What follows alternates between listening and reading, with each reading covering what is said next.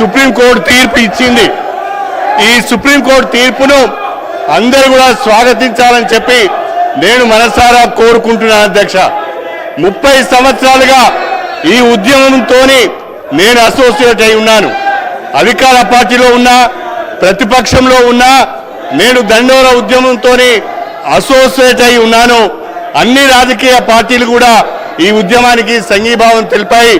ఈ నేపథ్యంలో సుప్రీంకోర్టు తీర్పు వచ్చింది.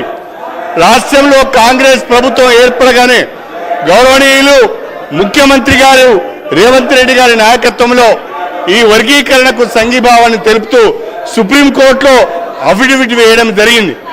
నేను ఒక శాసనసభ్యునిగా దళిత వర్గాలకు చెందిన వ్యక్తిగా మాట్లాడుతున్నాను. దయచేసి సభ్యులందరూ కూడా దీన్ని అర్థం చేసుకోవాల్సిందిగా కోరుతున్నాను. భారత రాష్ట్ర సమితి సభ్యులకు ఈ తీర్పు పట్ల ఏమాత్రం కూడా అవగాహన ఉన్నట్టుగా లేదు. ఈ తీర్పును వాళ్ళు వ్యతిరేకిస్తున్నట్టుగా నేను భావించవలసి వస్తున్నది. రేవంత్ రెడ్డి గారికి ప్రత్యేకంగా ధన్యవాదాలు తెలపాలి.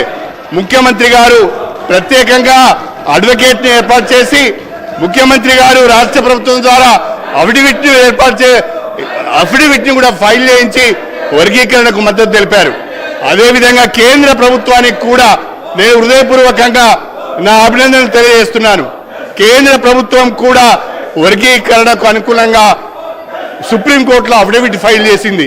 కేంద్ర రాష్ట్ర ప్రభుత్వాలకు వర్గీకరణకు అనుకూలంగా అఫిడవిట్లు ఫైల్ చేసినందుకు హృదయపూర్వకంగా దళిత జాతుల నుంచి నేను అభినందనలు తెలియజేస్తూ ఈ తీర్పును స్వాగతిస్తూ ఇవాళ ముఖ్యమంత్రి గారు ఏదైతే ప్రకటన చేశారో ఇప్పుడు ఇచ్చిన నోటిఫికేషన్లో రాబోయే నోటిఫికేషన్లో కూడా ఈ యొక్క వర్గీకరణకు సంబంధించిన తీర్పును అమలు చేస్తామని అవసరమైతే ఆర్డినెన్స్ కూడా తీసుకొస్తామని చెప్పినందుకు ప్రత్యేకంగా ముఖ్యమంత్రి శ్రీ రేవంత్ రెడ్డి గారికి ఈ జాతుల పక్షాన ధన్యవాదాలు తెలుపుకుంటూ సుప్రీంకోర్టు తీర్పును స్వాగతిస్తూ ఈ అవకాశం మీరు నాకు ఇచ్చినందుకు ధన్యవాదాలు తెలుపుకుంటూ సెలవు తీసుకుంటున్నాను. స్పీకర్ సార్, ఇది అత్యంత ప్రాధాన్యతతో కూడుకున్న అంశము. మాదిగ ఉపకులాల వర్గీకరణకు సంబంధించి సుప్రీంకోర్టు ఇచ్చిన తీర్పు చాలా గొప్పది.